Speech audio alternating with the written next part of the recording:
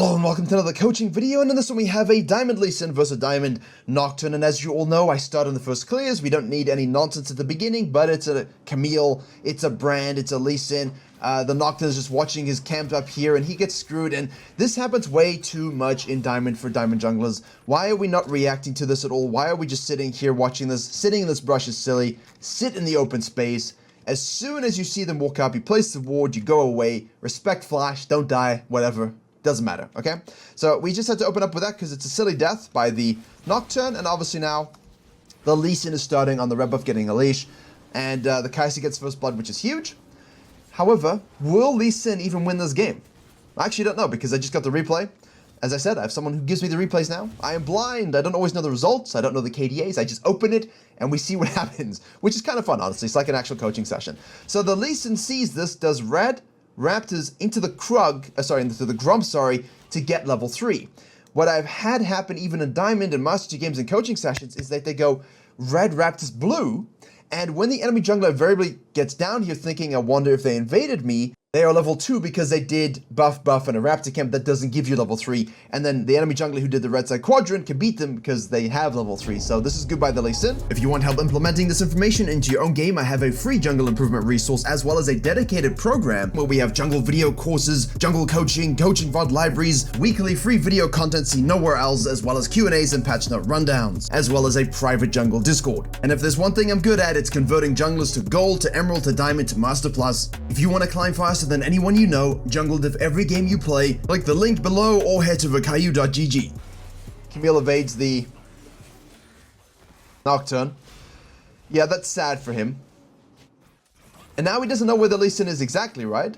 You could expect the Lee Sin to gank this, but he didn't because it's warded, so did he fall clear? Is he counter jungling me? So Nocturne says maybe he is counter jungling me, decides to hippity hoppity the wall, Lee Sin just gets it, has no prior though, so we have to be smart about this. We're gonna get the slowdown, obviously, get the stun on the Alistar from the Brom passive, and then obviously we have our Q execute. We get the kill. Nocturne now just says, fine, I'm going to fall back to the Wolves. Sees this, and now knows he can get this topside scuttle, and potentially other camps if the Lee Sin were to say repeat gank. However, he should not, as we know he's on the bottom side, right? Are we going to go straight for the blue? What are we doing? We're going to try and gank the Camille who gets flash stunned by the Ryze. I haven't seen a Ryze in a long time. I'm not a fan of this. Q? No. I'm okay with this, but I feel like we should take the Scuttle Crab on the way to this gank. Denying that neutral little crustacean is useful for us gets us something back mentally, and obviously the gank is always good to do. The Lee Sin will come out of base and come to the top side, so we just want to deny this. What is also important about this is that once you've done this, right, and you hit the plant and you see Lee Sin coming here, if you see him coming there and you've done the Scuttle Crab and it's still early in the game, is it worth maybe just crossing over mid lane, ganking mid lane, crossing over mid lane to take the double scuttle? Something you need to factor in based upon your time. I'm not sure I would necessarily always do that. The idea for me is always, you know, can I get in his blue side jungle and take these camps away? But let's see. Lee Sin is worried about the blue invade, which I don't think any of us should be. Could be something that he could do here, but why would you go now to the invade Nocturne? Syndra shows up. Yeah, see, this is not it. But your PvP is pretty good. Oh, yes.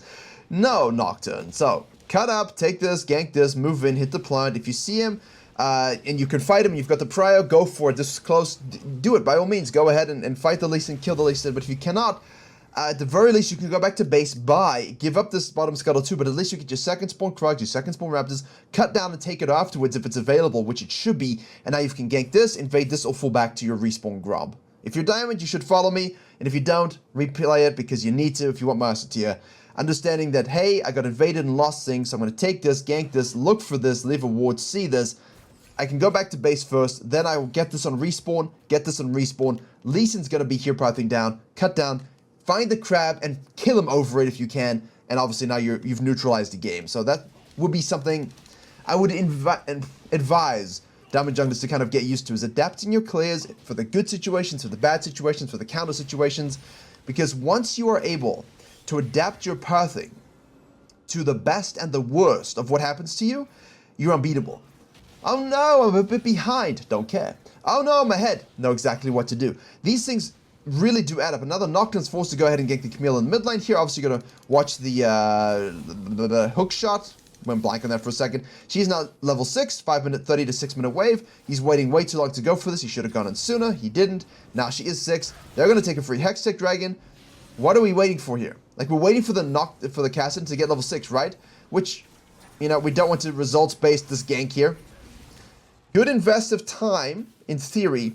Waiting for the 6 from the Kassadin, good in theory. But the only reason we got this kill is because the Camille completely misplayed that. Took a turret shot, went too soon. Too far up against the Kassadin. So I don't want to be like, it's a great time, it's a great thing to do. No, because we shouldn't have died here. However, in a game where you maybe feel like you can do nothing else, it's okay to wait a little bit, but I might just try and push the wave out and prevent the Camille from doing much, help the Kassadin get level 6, because we're sharing experience anyway, so, right?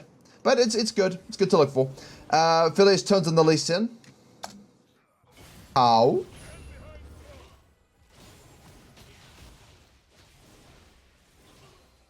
Remember that not only is this an Aphelios thing, we take a turret shot, we're also tanking all the minions, which, by the way, 29 damage at this point, 12 damage on the melees. They scale up every 5 levels, the minions do, in terms of their damage, so they're starting off at the plus 24 threshold. So, they've just gone up to plus 29. You've got to track where the minions are and what damage they're doing, because it's a lot of autos. Really is, even at that early stage. I know you're Lee Sin, but you're level 5, it's a lot of autos. So a little bit of an overcommit by the Camille and the Lee Sin has cost their team dearly. She now shows up here with, obviously, her teleportation spell. Tries to do something. We have the Nocturne shadowing this as a level 4 against...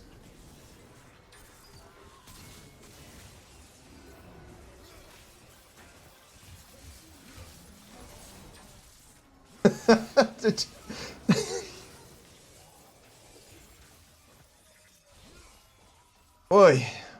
Yes. Guys. Yes. Yes, this is a diamond game. So, when you ask me, can I get Master Tier? Yes. Yes, you can. A lot of it is mechanically able people. Like, the Aphelios did a good job, but he's still Aphelios, right? Why are we overcommitting so much? And this is what you get in Diamond, these egotistical overcommits, these forceful fights for no particular reason. And this is something I'm really trying to teach people in terms of relaxation. Just relax a little bit. Calm down. You have time to farm, to scale. You don't need to force everything so often. And the Alistar's still here, and obviously the Nocturne is going to come out of base here. They're just free-feeding this Aphelios, right? And the Camille has done that as well. The Nocturne has done a solid job at least trying to get impact. Like, he lost things in the invade. He ganked top lane, he ganked mid lane, he's been bottom lane now with 2-3-2. The Lee Sin obviously got the first assist on the invade, and then only the second assist later on. He hasn't done anything else. The second assist was when the Nocturne invaded. So the Lee Sin hasn't properly leveraged his impact, much like we've been talking about lately. Here we go. Maybe something to do here. Kick him out of the ultimate into that Q here. Won't get enough execute damage. Watch the spells there on the Syndra. Good job. Well done. So we are up 20 CS or so. We do have an objective, which is great. Herald is spawning. We're going to push this out, obviously. Nocturne will be level 6. In my mind, in game, it will be shortly. Yes. Okay. So if it's not on Raptors, it will be on Krugs. But you know, like at 8 minutes, yeah, he's been stifled, but it should come up shortly. So we need to get on out of here before the Nocturne shows. Yeah, not quite. So definitely after Krugs. Can we now sneak away this Herald, or do we feel too concerned? We do have Prior from the Camille. We can pull it out and maybe try and coin flip it, but there is a risk that someone shows up, so do be wary of this. Nocturne says, you know, maybe he is on this. And now it will come down to a little bit of a fight, but this is one of those quick sneaks.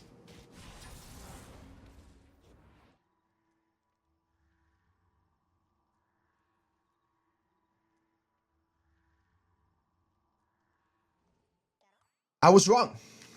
He was not thinking whatsoever about if Lee Sin was on Herald. It happens in Diamond 2. It happens in Diamond 2. The adaptive power thing just doesn't exist for when they're behind or ahead, and they don't properly think about the enemy junglers sometimes. They really don't. You think they would, but they don't, and that's a big separating factor between High Elo on the gameplay channel and obviously the Diamond here on this coaching channel. There's a big difference in how we view the game. There the Nocturne goes in. Obviously the Lee Sin has the kick up again, which of course we use, but there's just such a big lead here for the Aphelios at this stage. This has all been run down. This has all been run down by the blue team. Camille does rotate here, gets the ult off. Hextech ultimated comes through. Cows away. We do hit that Q. And she does kill the Ophelia. So good Roman protect by the Camille, but that Aphelios is going to be a problem. Let's see. I actually don't know who wins still at this stage, because it's an all-equal game. But when the Nocturne dies there and we invade him like this, I feel like it shouldn't be the case. He did a good job correcting it, but I feel like the Lee Sin and the Camille have overcommitted too much. And while they still look good and that like they can carry the game, it's just a restraint thing in your mind. You've got to have the term restraint going off in your mind all the time. Know when to go all the way, and of course, when you're mechanically good at your champion, you know how far you can push things, and then just know when it's time to pull back a little bit. Rough game though, like it's really not a theoretically profound game, which is why it's nice to have these sometimes, because it's like, well, what should you do here? Is there like some special theory? No, sometimes people are just dumb.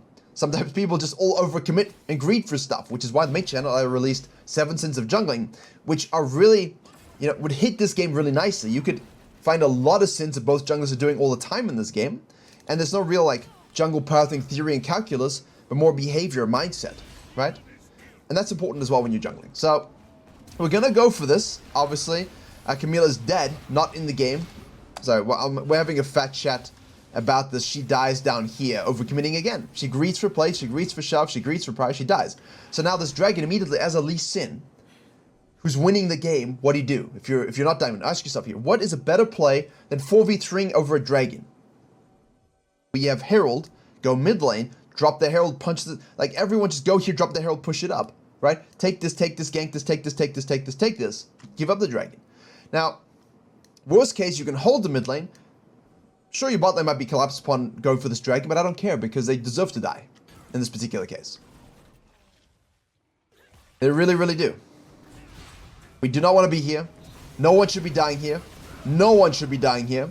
We should be holding this, pushing this, activating the Herald for cash money gods, going for this, probably this, and then this, and this. Outside in rule, take his camps first, gank the top lane, fall back to the scuttle, fall back to your blue side. You've taken all the plates you can. At least you've used that for something good and not evil. Maybe we still do, let's see. Problem is, Cassidy now can go back to the mid lane, and you can't. And now we have to give up the dragon. We're Diamond, can we stop this? Everything topside should be gone. If you're Karthus, a Zyra, a Brand, any farming jungler, a Nocturne, nothing, a Lilia, nothing should exist on the top side. And again, maybe you don't need to use a Herald here. Maybe it's a little bit greedy as well for me. Take this, gank this, activate the Herald, take this. Take away his whole quadrant. You're up by 20 to 30 CS, and I do this against a Nocturne. I did this against a Nocturne yesterday. Right? I posted it in the private Discord. I showed the CS gap. I was up 50 CS against a Nocturne, down 2 levels, because of exactly these strategies. So they do work, but you gotta do them. Not try and randomly force dragon fights that just don't need to happen. Okay, we're top wave now. Nocturne is taking the top scuttle. Ult has been used. Rise is pretty fed. He's got the Rod of Ages. We're being shilling in this brush because we really want to use... Oh, we used the Herald already, sorry. But we really want to try and kill him. Waiting for the Syndra, but... we missed the Q.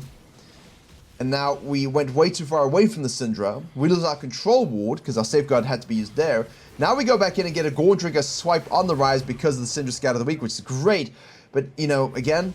why are we always in these weird positions? Cassidy shows up with a TP. Nocturne, unfortunately, is not very useful this game. He is 4-4-5. He's doing a solid job. Goredrinker button is active again on the Lee Sin. Show up the Camille does, if Yoda were to be speaking at us here. Now we're going to think about how deep do we go. Lee Sin thinks about taking that. He does take that. He Goredrinkers. And he dies. Ignite is used.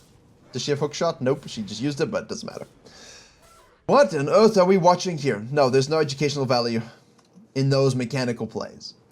But the 7 Sins of Jungling are on full display. Lust, Greed, Gluttony. I don't know if there's any envy going on here. There's definitely some wrath, but there's not some good wrath.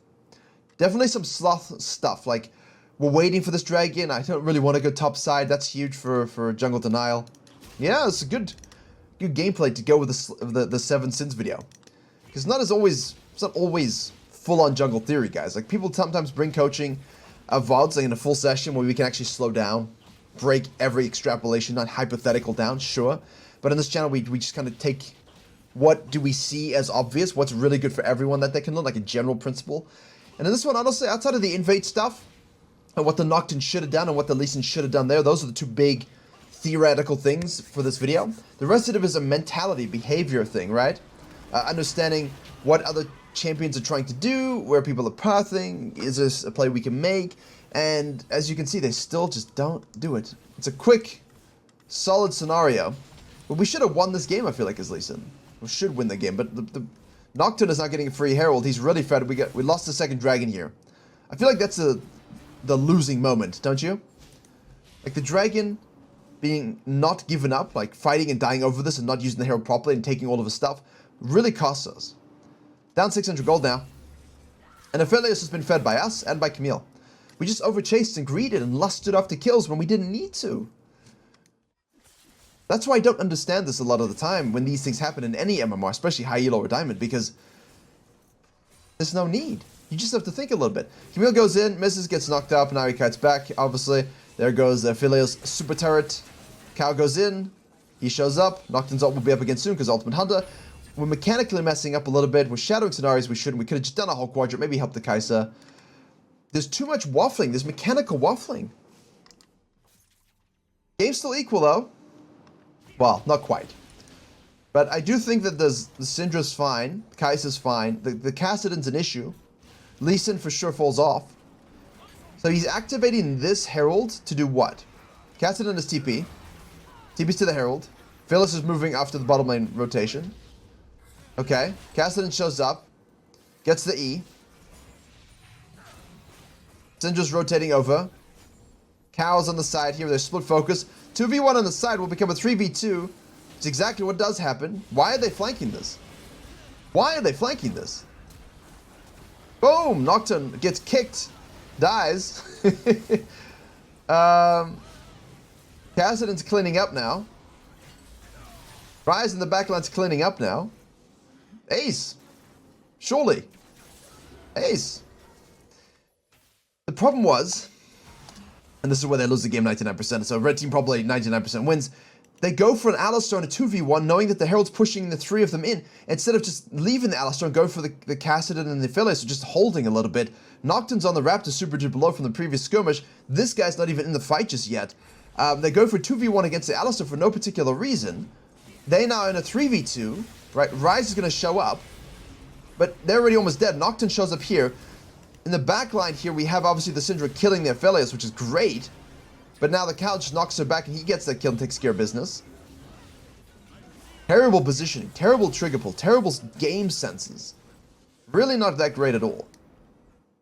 Really not that great at all. See how dark the map was? That was just from blue team's perspective. It's all dark. Simba. Mufasa has explained where you cannot go. Basically everywhere at this particular stage. So, now, in Diamond, what you will see, and of course we cover a lot of long videos on this channel, medium-length videos on this channel, but sometimes, in this elo, once you're on that Master Tier push, you will notice that games like this can swing very, very quickly, and all it takes sometimes is one big old fight. Nocturne now goes in, he gets the attack speed boost, and obviously his healing is going forward from his passive as well, and he's got the good item, Stride Breaker, and they don't have the damage to kill him at all. We're going to get this tether through, and obviously the active as well, so, I mean, he now did really nothing to deserve this lead. He did something. He did something to deserve this lead, but a lot of it was given to him through the mistakes of everyone on the blue team. And in Diamond, while they're not the best at it, sometimes if you give them freebies, they will use them. And bless Nocturne, he did his best. And the Lee Sin just didn't have the impact he needed. And honestly, they just shove it in now. I don't think anyone can do anything. Out of position, level 13 Kassadin, level 12 Aphelios. I don't think anyone can stop these two at all now. In terms of late game, Kai'Sa's too short range to deal with it. Kassadin can kill her easily. Camille's the only one that can maybe do something, but at this point she's too far behind. The Cow is doing a beautiful job peeling. Nocturne is bringing the Shadow of Darkness, zoning the back line. Syndra can only disengage a little bit and just gets run down. They just fall back to the Baron. That's the game.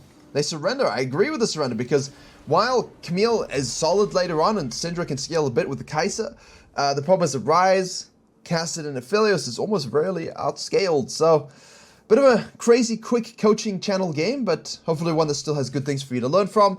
Go ahead and check the Emerald game from yesterday if you want to see a bit more about this MMR sort of going into the mid and the late game, because even though that's an Emerald game, you'll see a lot of parallels Sometimes people are only here because of mechanical goodness. Their decision making still sucks. Thank you very much for watching, and as always, I will see you all in the next one.